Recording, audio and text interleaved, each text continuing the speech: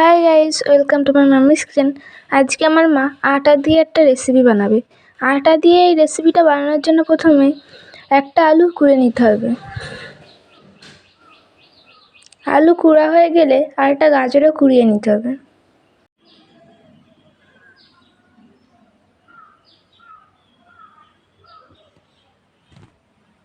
আলু ও গাজর কুড়া হয়ে গেলে একটা পাত্রে আলু, গাজর, পেঁয়াজ, ক্যাপসিকাম ও কাঁচা লঙ্কা নিয়ে ভালোভাবে মাখিয়ে জল বের করে নিতে হবে।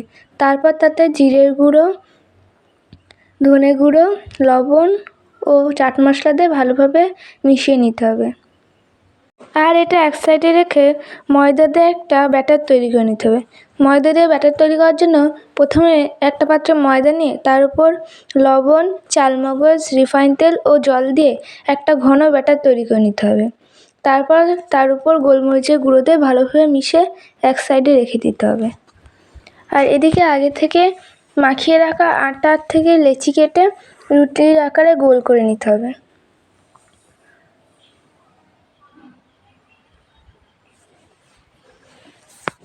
ভালোভাবে গোল করা হয়ে গেলে আগে থেকে করে রাখা সবজিটাও তার উপর দিয়ে চারকোনা শেপ করে নিতে হবে।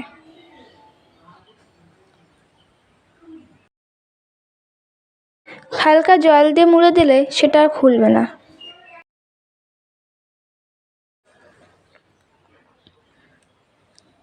এইভাবে আরও কটা তৈরি করে নিতে হবে।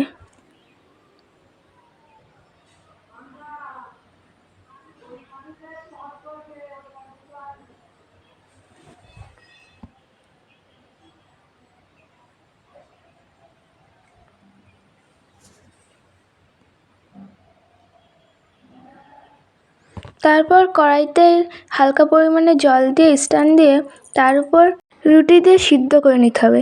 তারপর সিদ্ধ হয়ে গেলে সেটা নামিয়ে পিস পিস করে কেটে নিতে হবে এইভাবে।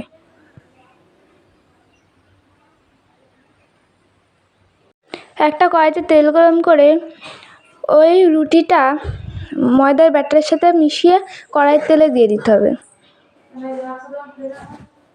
তারপর উল্টে পাল্টে ভালোভাবে ভেজে নিতে হবে।